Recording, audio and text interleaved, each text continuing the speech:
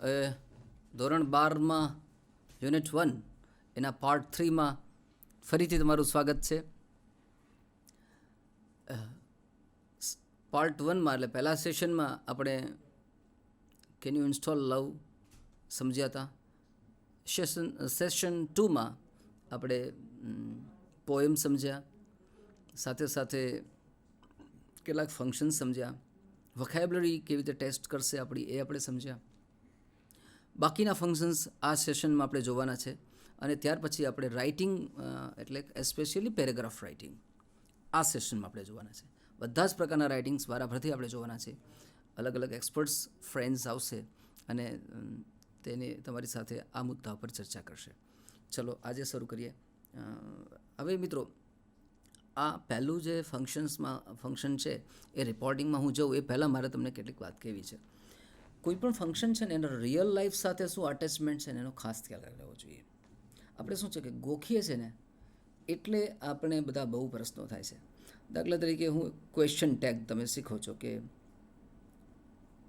આપણે વાતમાં શું બોલીએ, ઠંડી બહુ લાગે છે, નહીં, એ સારો માણસ નથી, હે ને નહીં.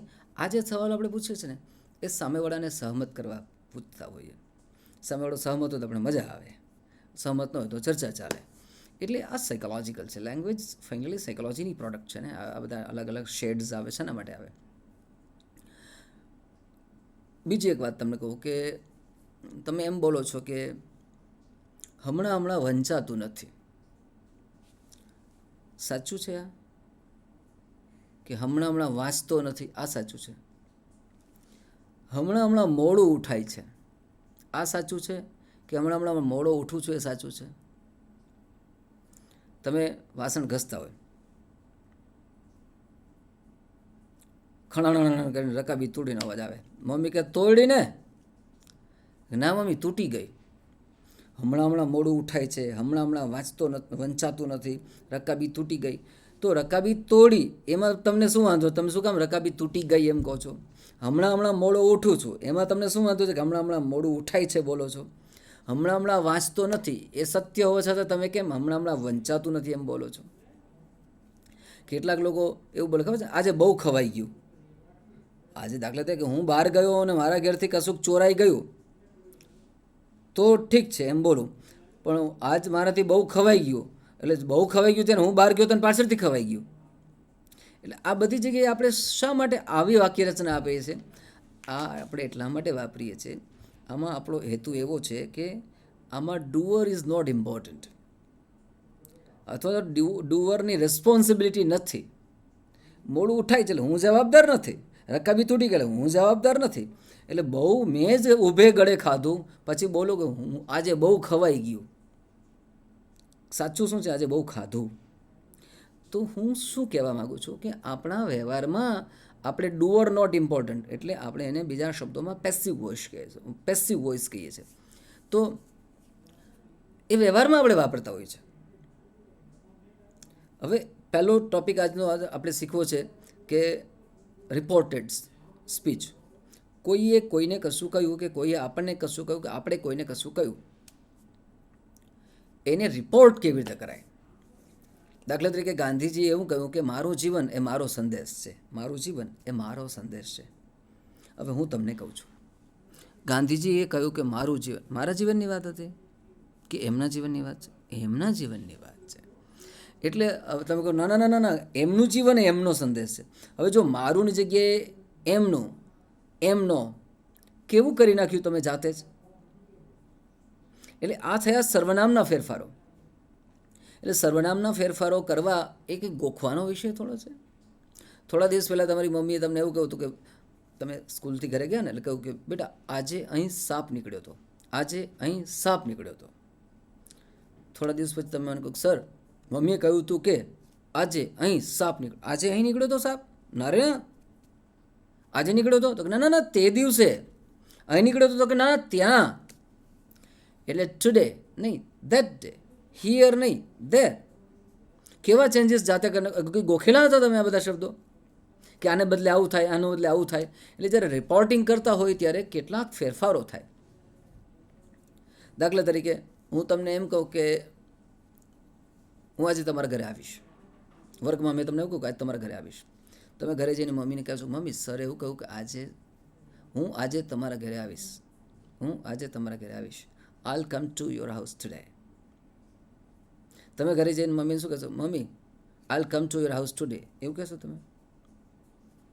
આ એટલે કોણ? હું, એટલે હી. રાઈટ. મેં તમને કહું તો યોર હાઉસ, તો તમે મમ્મીને એમ કહેશો કે યોર હાઉસ, તમે કહેશો અવર હાઉસ. તમે સમજ્યા ને? આ ફેરફારો આપણે જાતે કરી દઈએ છીએ. હું તો આજે તમારા ઘરે આવીશ, તમે કહેશો સર આજે આપણા ઘરે આવવાના છે. હવે બીજો કેસ તમને કહું કે હું કોઈ વિદ્યાર્થીને કહી રહ્યો છું કે હું આજે તારા ઘરે આવીશ, અને તમે સાંભળી ગયા. મેં કોઈને કહ્યું I'll come to your house, તમે ઊભા પર સાંભળી ગયા. તમે ઘરે જઈને મમ્મીને કહો છો, તો હમણાં કહેતા તો એ જ કહેવાના કે જુદું કહેવાના? Sir will come to our house, he will come to our house. Come કહેશો કે ગો કહેશો? તો કયા સંજોગોમાં કમનું કમ રહે, કયા સંજોગોમાં કમનું ગો થાય? તરત કેવા ચેન્જીસ કરી નાખીએ છીએ. ગોખો તો ના થાય, સમજીએ તો થાય. એટલે હી વિલ ગો, વિલનું વુડ થાય સમજીશું આપણે. હી વિલ ગો, જો કમનું ગો થઈ ગયા. અવર હાઉસ કે ધેર હાઉસ, ધેર હાઉસ. સમજી ગયા ને? I'll come to your place today, હું આજ તમારા ઘરે આવીશ. એનું તમને કહું તો જુદું ને એમને કહું તો જુદું. બંનેમાં સર્વનામના ફેરફારો થાય છે. કમનું ગો ક્યાંક થાય છે, ક્યાંક નથી થતું. એટલે ડાયરેક્ટમાંથી ઇનડાયરેક્ટમાં ફેરવતા હોય ત્યારે ઇન્ટુ ઇન્વર્ટેડનું અથવા ઇન્વર્ટેડની બહારનું બે જુદું જુદું સમજી લેવું જોઈએ. ઇન્વર્ટેડની બહારનું છે એમાં બોલનાર કોણ છે? 5. બોલનાર કોણ છે? સાંભળનાર કોણ છે? વાક્યનો પ્રકાર કયો છે? પ્રકારો તમને ખબર છે કે જનરલી કયા કયા પ્રકારના વાક્યો તમને પૂછાય છે? હાઈએસ્ટ જે પૂછાય તે statement type, question type. Again statement type, question type. Imperative આજ્ઞાર્થ ટાઈપ, એક્સક્લેમેટરી એટલે ઉદ્ગારના ટાઈપના. પછી કેટલાક ઓપ્ટેટિવ એટલે આશા દર્શાવતા ક્વેશ્ચન્સ વાક્યો હોય. એટલે હું કહું ભગવાન તમારું ભલું કરે, તો આ કંઈ આજ્ઞાર્થ નથી, આ કંઈ વિધાન નથી. હું કહું ગુડ મોર્નિંગ, તો આ કંઈ આજ્ઞાર્થ નથી, આ કંઈ વિધાન નથી, આ પ્રશ્ન પણ નથી. તો આ શું છે? આ આશા છે, ઓપ્ટેટિવ સેન્ટેન્સ છે. પછી લેટ અસવાળા, લેટની જોડે અસ ન હોય તો કે લેટની જોડે હું એમ કહું, હું મારા સાહેબને કહું સાહેબ મને જવા દો ને, લેટ મી ગો, તો આ રિક્વેસ્ટ થઈ. પણ તમે એમ કહો કે ચાલો આપણે બધા ચા પીવા જઈએ, તો આ રિક્વેસ્ટ નથી, આ પ્રપોઝલ છે. કેટલું ઇઝી છે. લેટ મી કહો તો એ રિક્વેસ્ટ થઈ, મને જવા દો ને સાહેબ. અથવા તો કોઈને કહો સાહેબ એને જવા દો ને તમે, તો એ ઇમ્પરેટિવ સેન્ટેન્સ થઈ ગયું. એમાં તમે રિક્વેસ્ટેડ કેવી રીતનો શબ્દ વાપરશો? Reporting verb વાપરશો. પણ જ્યારે બે મિત્રો એમ કહે કે ચલો આપણે ફરવા જઈએ, તો લેટ અસ, તો it is a proposal. Maybe it's suggestion, it's not, એમાં તમે એડવાઇઝડ કે ઓર્ડર્ડ કે ન વાપરી શકો. એટલે મેં 5 વસ્તુ કહી હતી. તમારી સામે 4 વાક્યનો ડાયલોગ છે.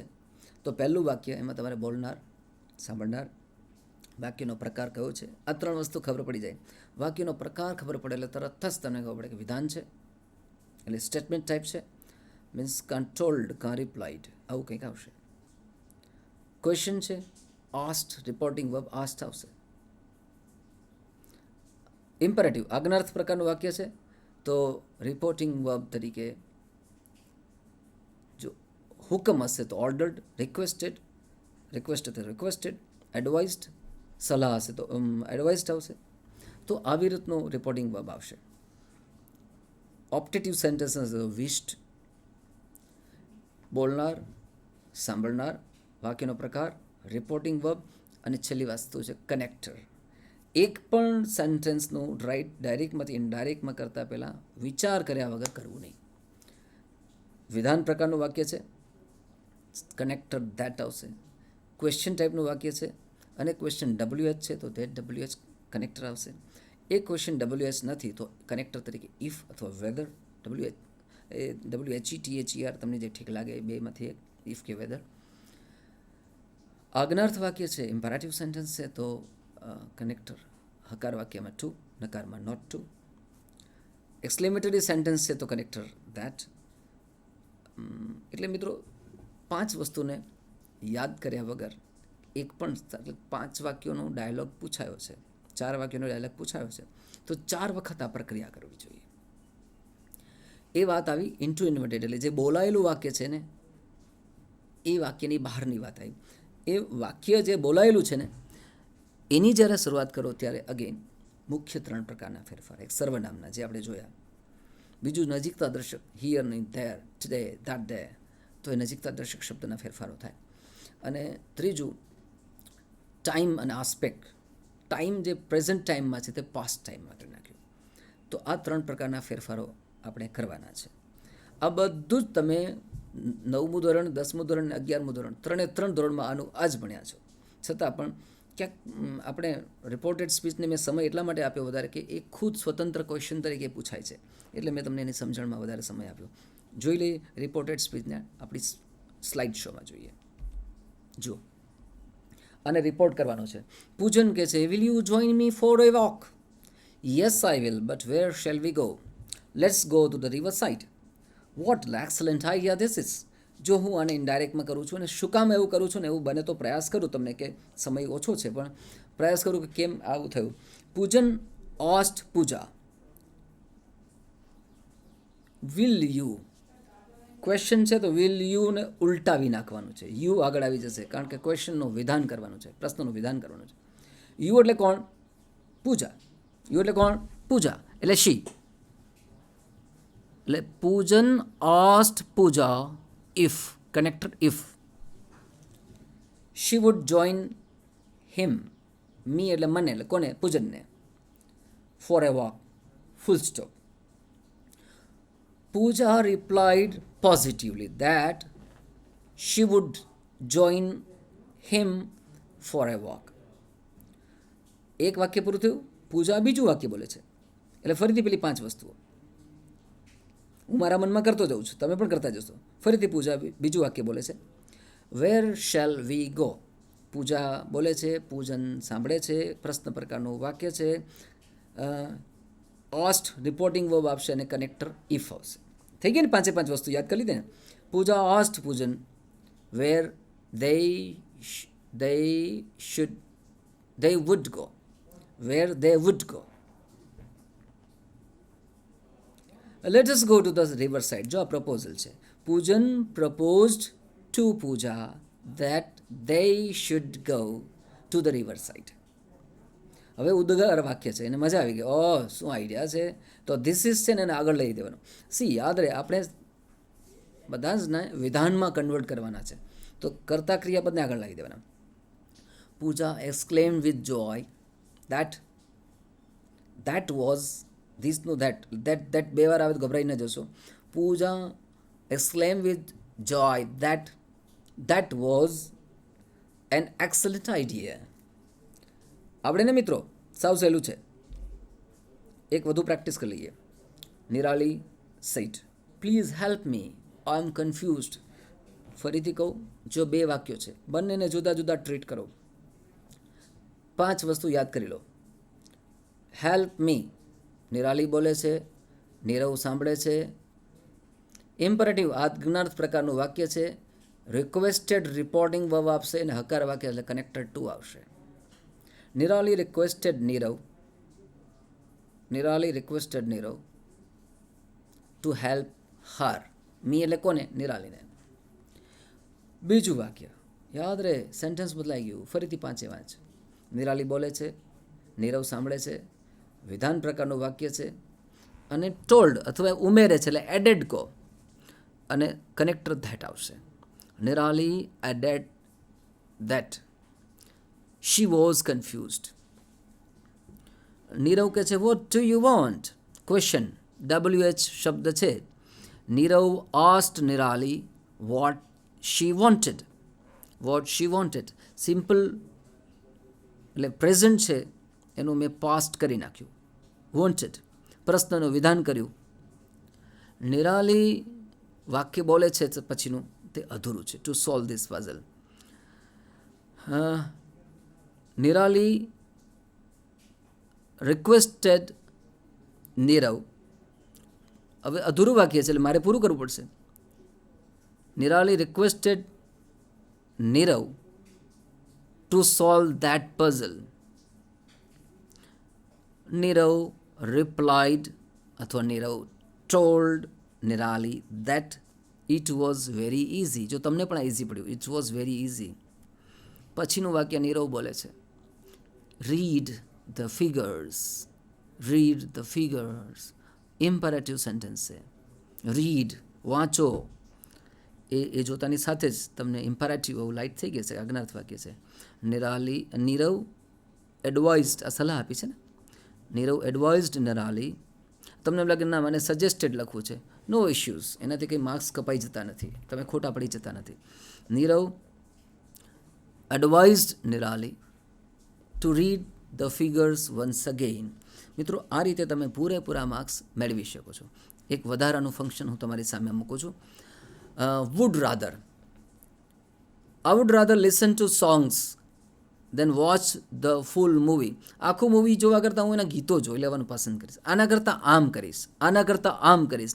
I would prefer two watch T20 match from VIP stands. એટલે હું આના કરતાં આમ પસંદ કરીશ. સમજાયું ને તમને? એટલે જ્યારે તમારી પસંદગી તમે સાપેક્ષે કહેતા હો અથવા સાઉન્ડ કહેતા હો તો આઈ વુડ રાધર. રાધર છે ને કોઈ વાત પર ભાર મૂકવા માટે છે. ફરીથી સ્લાઇડ શોમાં જુઓ, તમારી સામે એક્સપ્લેનેશન છે. I give you 1 minute. Just read it out.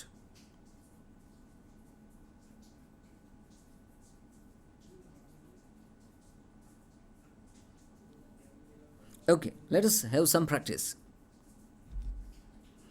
Would you like to go out for a dinner at Hotel Welcome?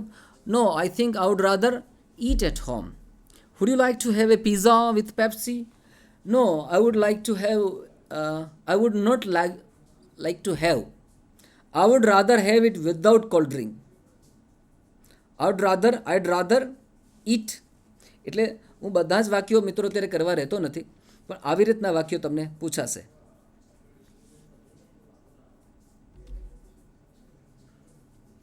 ચાલો. I would prefer to eat chocolates to ice cream.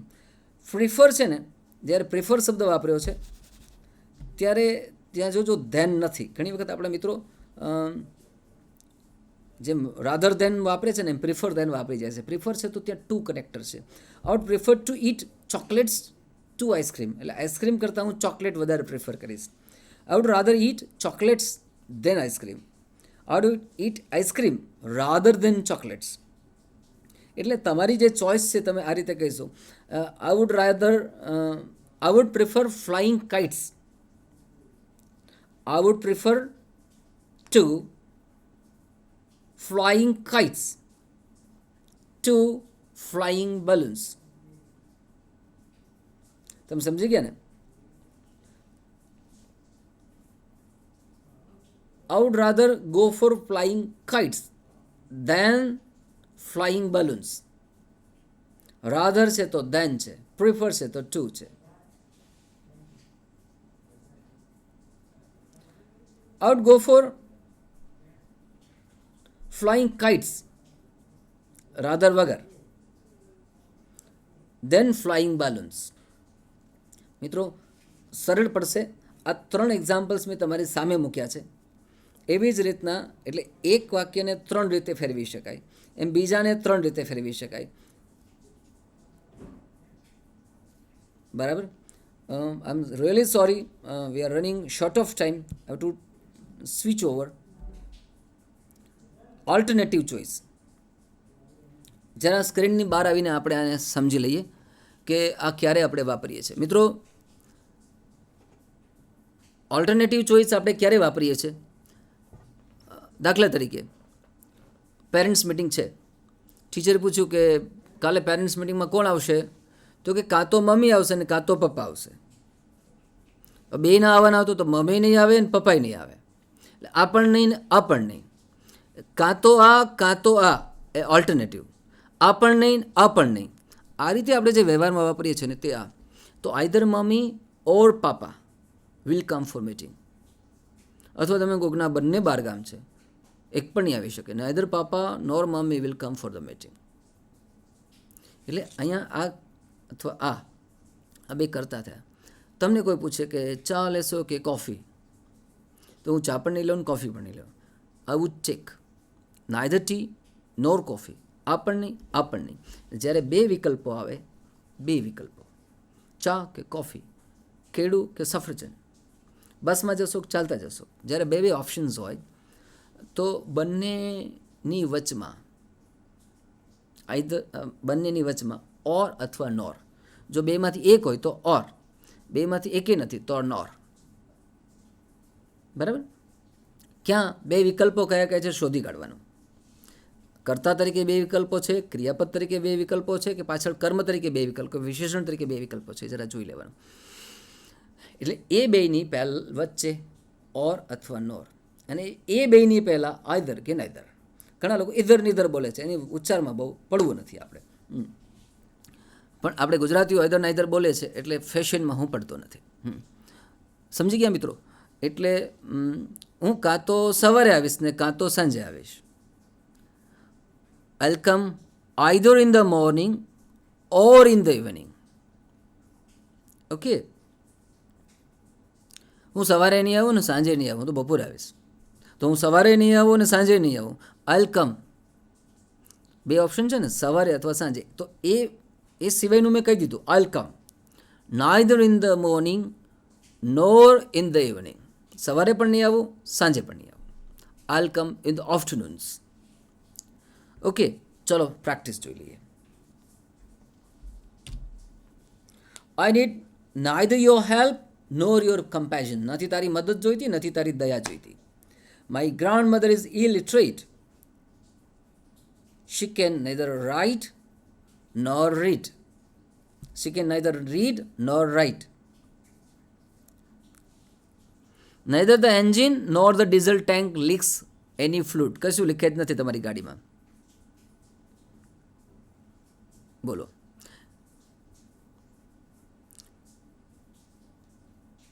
Neither Raj nor his wife mentioned about anything about moving house.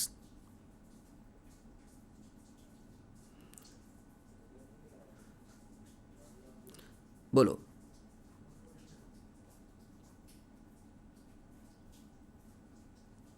સમય મળ્યો છે તમને?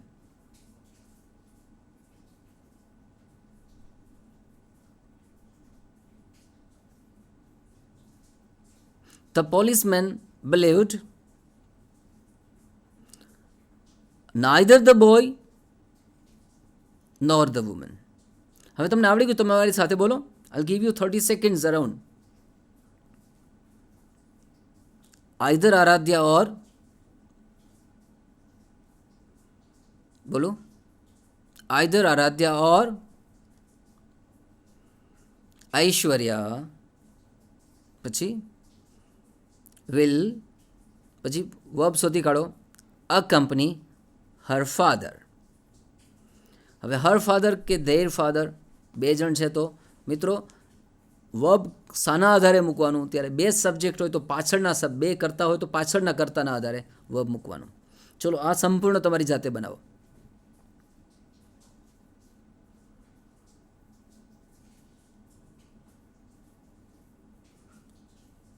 Sunidhi Chauhan didn't,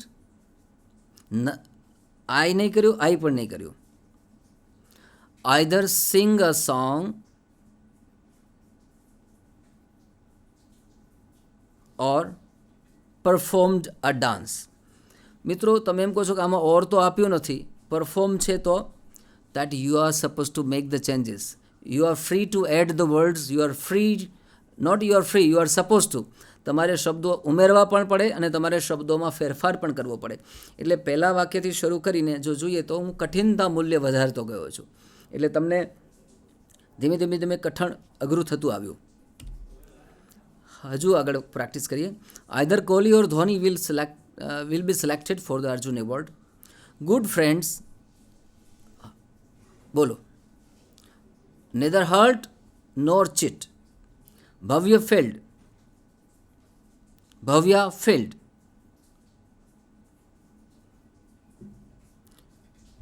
She is neither clever nor hardworking. Either Italy or France will enter the quarterfinals. The typist didn't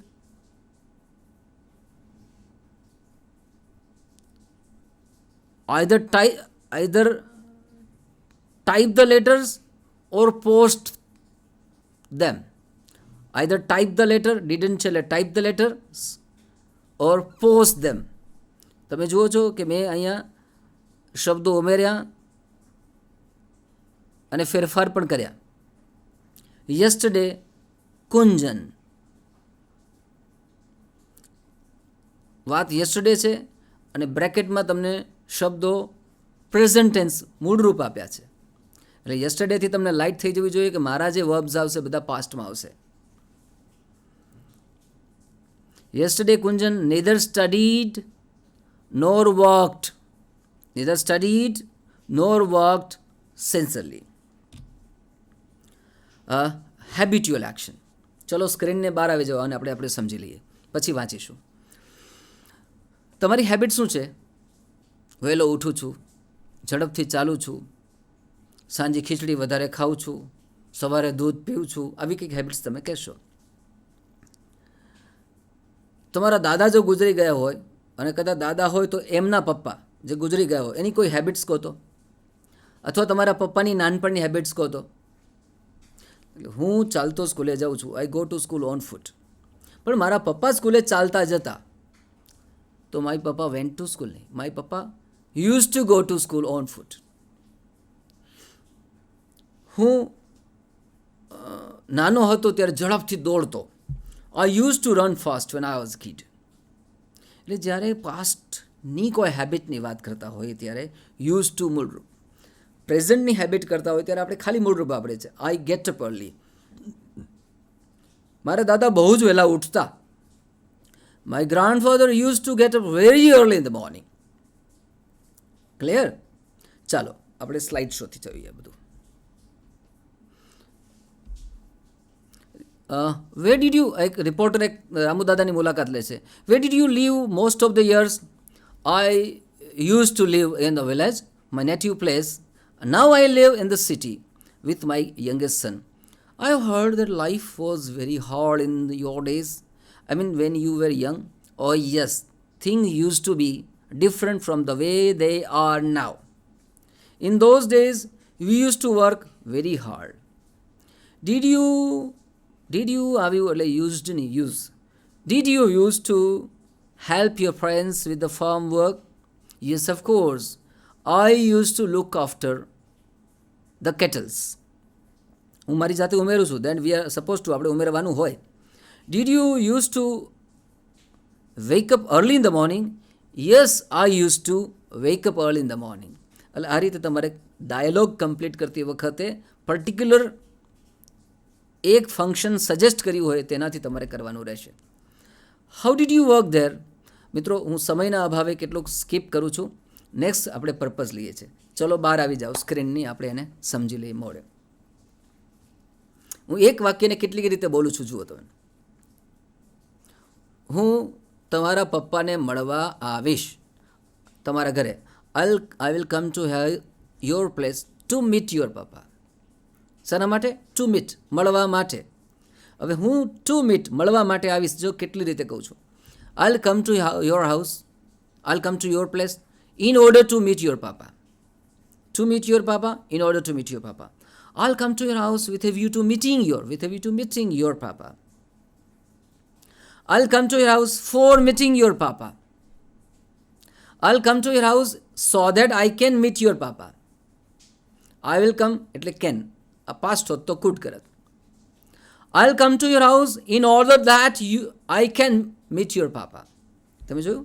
To meet, in order to meet, with a view to meeting, for meeting, so that I can meet, in order that I can meet.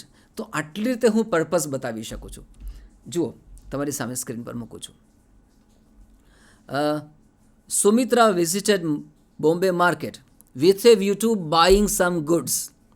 Ankita went to Manali so that she could went છે ને એટલે past, she could enjoy the scenery. Disha plants tree every year in order that she can or we can reduce pollution. Bobby went to Pandit Ravi Shankar with a view to learning flute. Renuka contacted Mr. Rawat so that she could solve the difficult sums. Suhag wants to become a doctor in order that he can serve the village people. Sleep well so that you can write exams very nicely. મિત્રો ઘણા બધી રીતે આપણે આને સમજી શકીએ છીએ. Talking about person place, સો એ એટલો બધો જાડો છે કે દોડી શકતો નથી. હી ઇઝ સો હેન્ડસમ કે એટલો બધો હેન્ડસમ છે કે કોઈ પણને ઇમ્પ્રેસ કરી શકે છે. હી ઇઝ સચ એ brilliant person that he can answer any question. તો સચ અને સો પછી જો એડજેક્ટિવ છે, સચ એ પછી એડજેક્ટિવ છે. એક નાનો ડિફરન્સ લઈને આપણે સમજવું છે. યાદ રહે, સચ પછી જે એડજેક્ટિવ છે ત્યાર પછી નાઉન છે. સો પછી એડજેક્ટિવ છે, પછી નાઉન નથી. Let us see. Hi Amita. Hi. It is so nice to see you here. Thanks.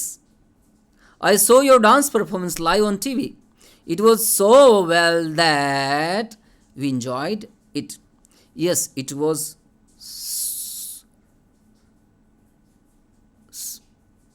bolo. So tough stage to perform. I was clue apu. I was પાછળ દેટ છે, એની આગળ નર્વસ છે. Nervous adjective છે, પછી noun નથી. I was so nervous that I was perspiring in the beginning. Oh, but you were. Again, clue આપું. Energetic adjective છે. એટલી બધી એનર્જેટિક હતી કે you were so energetic that other participants proved nothing. Now tell me something about Mumbai. It's so crowded. It is also such a lovely city that such a lovely city that you will love it.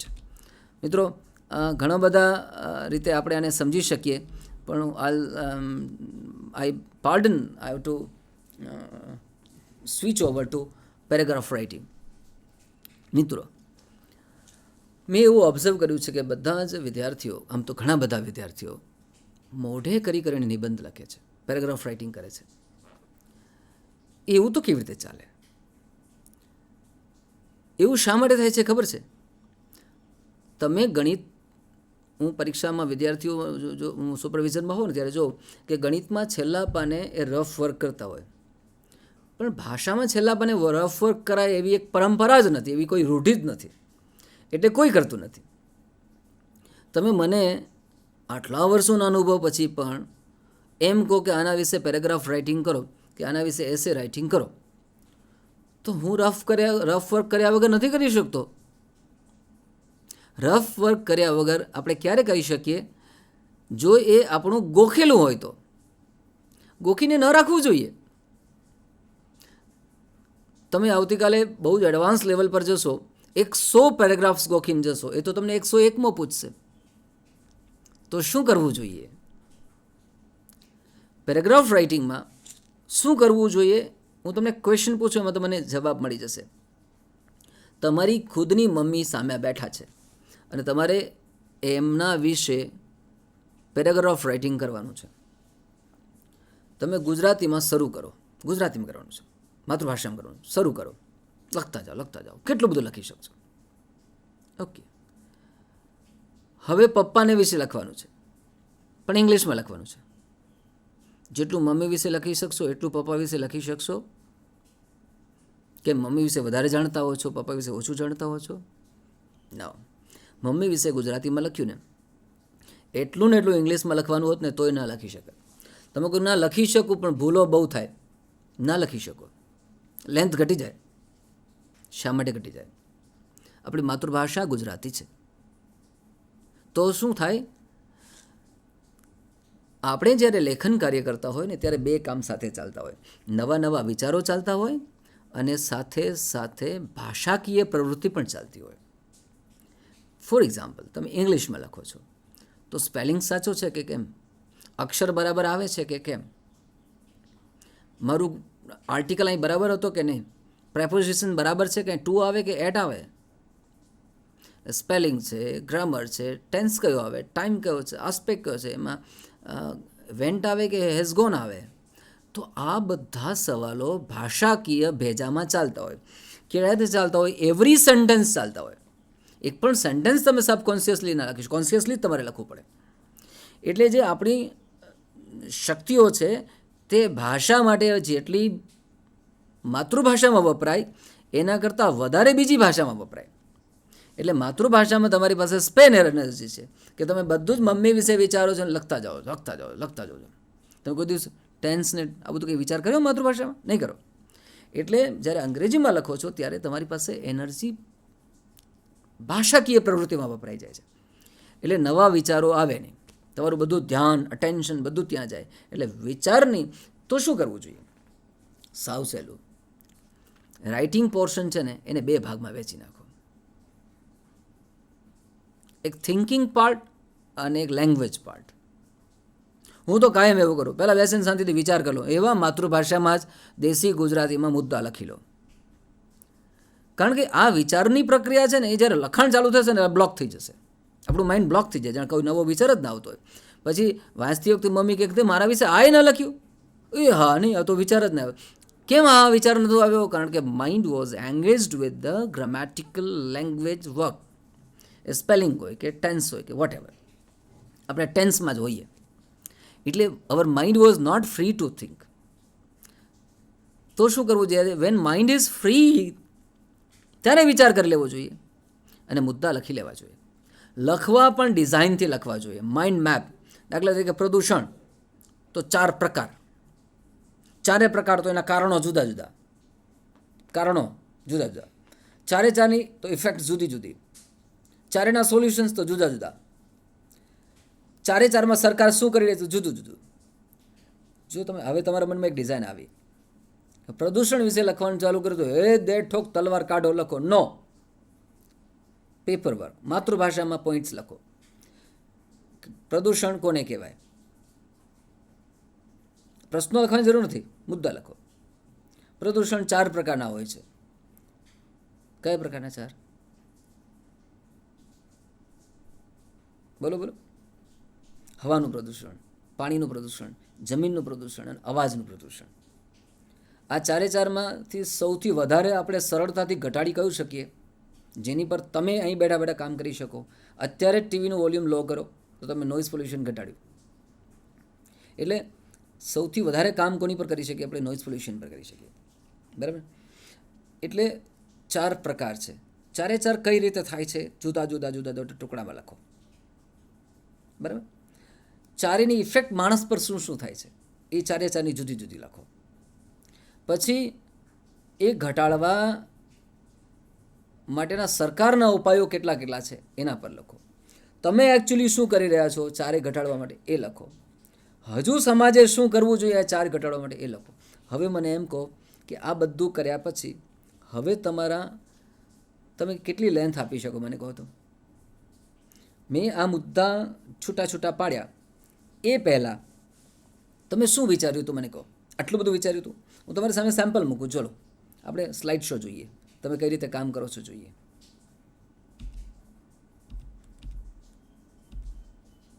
મિત્રો, આ જ એક system છે. Collection of ideas કરવું જોઈએ, પછી એને ગોઠવવું જોઈએ, પછી એને ડ્રાફ્ટિંગ કરવું જોઈએ, પછી એના સુધારા કરવા જોઈએ અને ફરીથી લખવું જોઈએ. આ એક આદર્શ પદ્ધતિ છે, એટલે કોડર કહેવાય. બરાબર? વિચારો કઈ રીતે આવે? તો આપણે બ્રાન્ચિંગ રીતે વિચારો આવે, ઝુમખામાં પણ વિચારો આવે, ટેબલ ફોર્મમાં પણ આપણા વિચારો ગોઠવી શકાય. જો આ રીતે આપણા વિચારો આપણે ગોઠવી શકીએ. જે રીતે આપણે વિચાર આવે બ્રાન્ચિંગ, પછીના સબ બ્રાન્ચિંગ, આવી રીતે પણ આવી શકે. આમ જો તમારી સામે મેં એક નિબંધ મૂકું કે પેરેગ્રાફ રાઇટિંગ મૂકું તો આ રીતે ઝુમખામાં પણ, ક્લાઉડ્સમાં પણ વિચારો કરી શકાય. ટ્રી ટાઈપ વિચારો મૂકી શકાય. હું તેના સેમ્પલ્સ પણ તમને આપું છું. બરાબર? એક મુદ્દા પર બહુ જ વિચારણા કરીને બ્રેઇન સ્ટોર્મિંગ કરી શકાય. દાખલા તરીકે હું એમ કહું કે સેફ્ટી પિનના ઉપયોગો. આજ સુધી કેટલા કર્યા તમે? બોલી જાઓ તો 2-4. કાંટો કાઢવા, સાડીમાં લગાડવા, સ્લીપર પટ્ટી રસ્તામાં તૂટી જાય તો લગાડવા, કેટલાક લોકો કાન સાફ કરવા, ન કરવા જોઈએ એવા પણ કેટલાક યુઝેસ છે. તો એક દિવાસળીથી કેટલા કામો કરી શકાય? તો આના પર અમાપ વિચારો, દેટ ઇઝ બ્રેઇન સ્ટોર્મિંગ, બરાબર. તો એ પણ એક વિચારની પદ્ધતિ છે. આ બધું હું જલ્દી કહી રહ્યો છું, પણ તમે કરજો. જો થિંકિંગ સ્કિલ છે તો એના ક્રિએટિવ થિંકિંગ છે, ઇન્ક્વાયરી ટાઈપ ઓફ થિંકિંગ છે, ઇન્ફોર્મેશન પ્રોસેસિંગ ટાઈપ ઓફ, આ તમારે અભ્યાસ નથી કરવો. હું તમને સેમ્પલ આપું છું કે આપણા વિચારોને આપણે કાગળ પર કઈ રીતે મૂકવા જોઈએ, એના સેમ્પલ્સ આપું છું, બરાબર છે.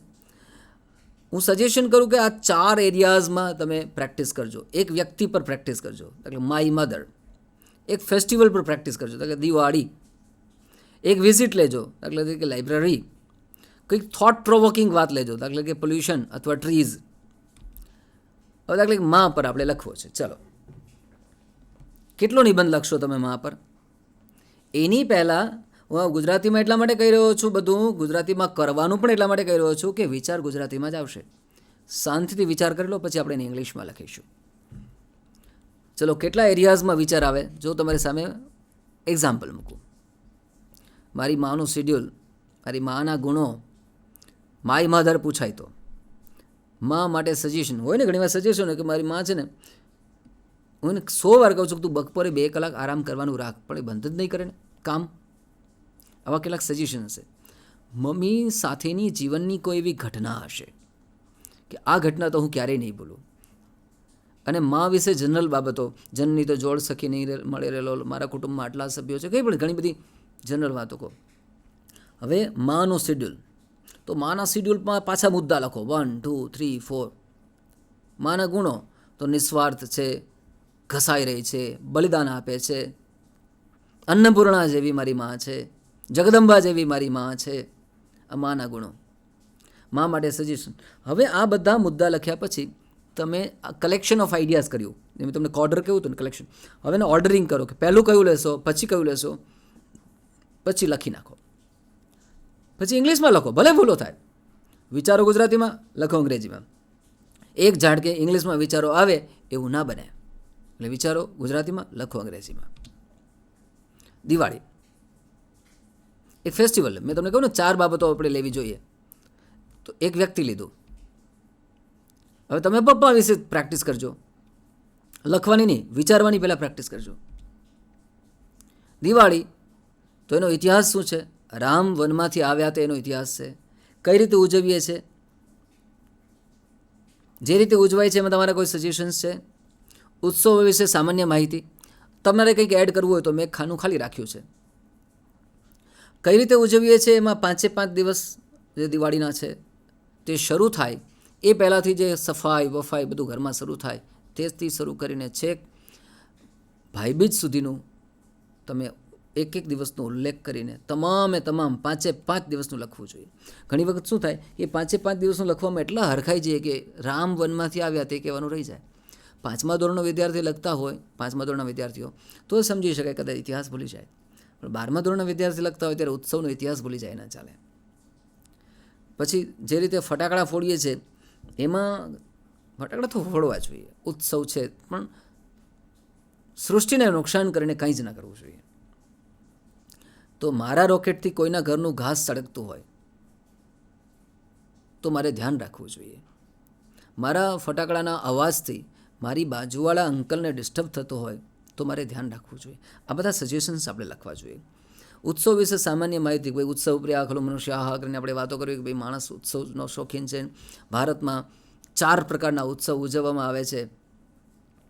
4 જ ને? કયા પ્રકારના ઉત્સવ આપણે ઉજવીએ છીએ? એક તો ધાર્મિક ઉત્સવો છે આપણા, જન્માષ્ટમી છે, રામનવમી છે.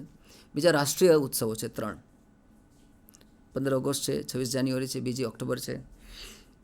કેટલાક સોશિયલ રિલેશનશિપના સંબંધો છે, દાખલા તરીકે ભાઈબીજ છે, રક્ષાબંધન છે, અને કેટલાક નેચરના ફેસ્ટિવલ્સ છે. ઉત્સવ કુદરતને લગતા છે, ઉત્તરાયણ છે, વસંત પંચમી છે. આમ ભારતમાં 4 પ્રકારના ઉત્સવ ઉજવીએ છીએ. એમાંથી આ દિવાળી છે તે આ પ્રકારનો ઉત્સવ છે એમ કહે. હવે આ બધા જ આઈડિયાઝ કલેક્ટ કર્યા પછી તમે ક્રમ નક્કી કરો કે કયા આઈડિયાઝ હું પહેલાં પ્રેઝન્ટ કરીશ. તો નેચરલી ઉત્સવ વિશેની સામાન્ય માહિતી છે તો તમે પહેલાં મૂકશો. આમ કરતાં સજેશન્સ તમે છેલ્લા મૂકશો. Whatever you decide. હું માનું છું અત્યારે આપણે નિબંધ લખતા નથી શીખી રહ્યા, આપણે વિચાર કરતા શીખી રહ્યા છે. નિબંધ લેખનમાં આપણે વિચારની પ્રક્રિયાને નાબૂદ કરી છે એટલે હું એની પર વધારે ભાર મૂકું છું. બાકીનું તમને આવડે છે, આ આપણે નવું કરવાનું છે. આ એક વિચાર પ્રેરક છે, એની વાત મેં તમારી સાથે કરી હતી. મુલાકાત છે તો કયા થીમથી મ્યુઝિયમ ચાલે છે, એ મ્યુઝિયમની સામાન્ય વિગત, તમે કોની સાથે ગયા હતા, વિઝિટની સામાન્ય વિગત, પછી તમારો અનુભવ કેવો રહ્યો, અને મ્યુઝિયમની ઇનર ડિટેલ્સ જે સૌથી નીચેનો ભાગ છે, તો મ્યુઝિયમની ઇનર ડિટેલ્સ તમારે ત્યાં લખવી જોઈએ. ઘણી વખત લખાણ કરતી વખતે આવું બ્રાન્ચિંગ, દશરથ રાજાના કુટુંબ વિશે લખવું છે તો તેની 3 પત્નીઓ, એના આ બાળકો, આમ બ્રાન્ચિંગ રીતે પણ તમે તમારા મુદ્દાને મિત્રો વિચારવું જોઈએ અને વિચારને પેપર પર પ્રેઝન્ટ કરવો જોઈએ, એક માઇન્ડ મેપિંગ કરવું જોઈએ. એની પર મારો અત્યારે ભાર છે. પેરેગ્રાફ રાઇટિંગમાં ગોખો નહીં, કઈ રીતે પ્રેઝન્ટ કરું છું, આ બધા રસ્તા છે. એટલે સંગીતના સાધનો તો મુખ્યત્વે 3 પ્રકારના. જો આવી રીતનો ટ્રી ડાયાગ્રામ કરી નાખાય કે ભાઈ ફૂંક મારીને વગાડવાના, વાઇન પાર્કેશન એટલે ઠપકારીને મારીને વગાડવાના, અને સ્ટ્રિંગ તારવાળા. આ 3 મુખ્ય પ્રકાર છે. હવે પવન ફૂંક મારીને જે કરવાના છે તો લાકડાના અને અન્ય. તો લાકડાના છે એના એક્ઝામ્પલ અને અન્યના એક્ઝામ્પલ્સ. પછાડીને વગાડવાનું તો તબલા અને ડ્રમ. દોરીવાળા, આમ તો દોરીવાળાના પાછા 2 પ્રકાર છે. દોરી હાથ વડે વગાડવાની, દાખલા રામસાગર આપણે ભજનમાં વગાડીએ છીએ તે, અને કોઈ બો વડે અથવા એક નાના સાધન વડે, તો એમાં પણ પાછા 2 પ્રકાર પાડી શકાય ઈચ્છા હોય તો, છે ખરા, બરાબર.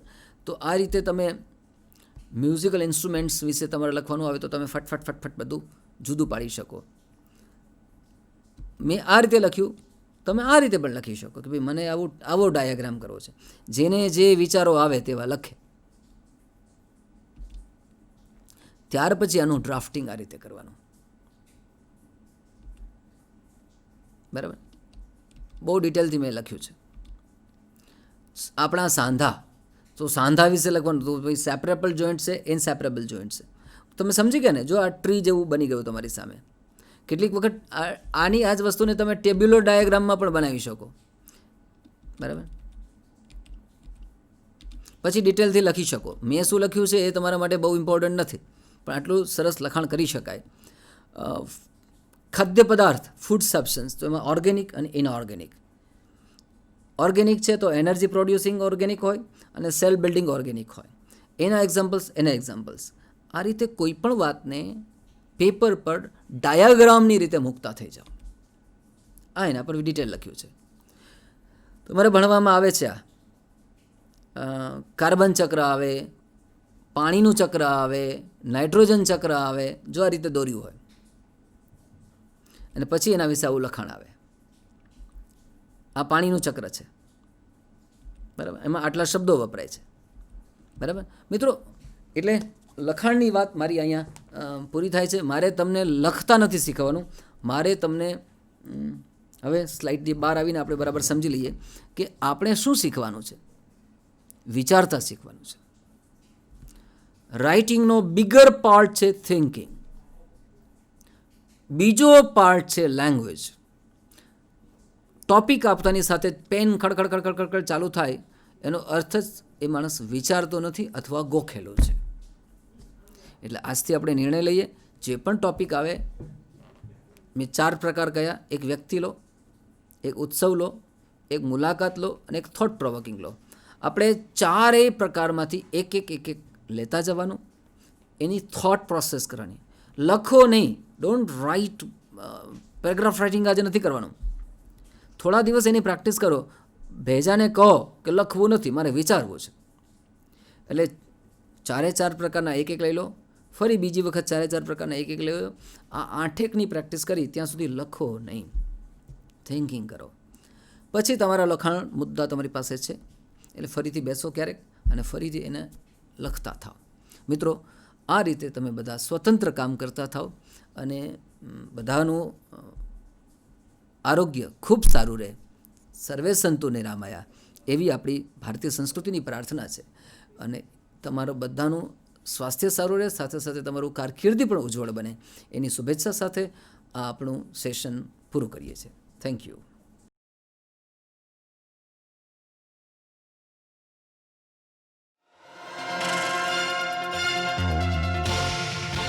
When learning is fun, then examination is a celebration. Believe me.